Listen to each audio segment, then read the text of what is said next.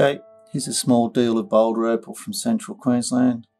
Probably from a mixture of fields, possibly. Rules in millimetres, material's been wetted. We'll go in for a closer look. Basically good beginner's material. Get the feel for Boulder Opal. You can see here there's a line of colour going through it around here. This is the thing with Boulder Opal, you have to learn how to cut it.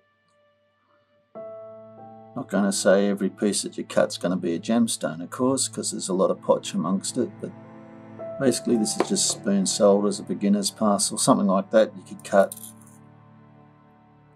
as it is, make it into a little pendant type stone. Pieces like this, you could try cutting it and following the seams, or just cut it the way it is, make it into a pendant stone. This is a bit better piece.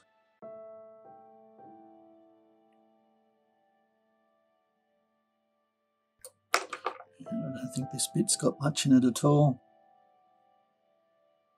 In saying that, it's worthwhile grinding that little bit off the top. Sometimes there's colour underneath it. That's pretty well a nothing stone. Anyway, I hope you've enjoyed. Cheers.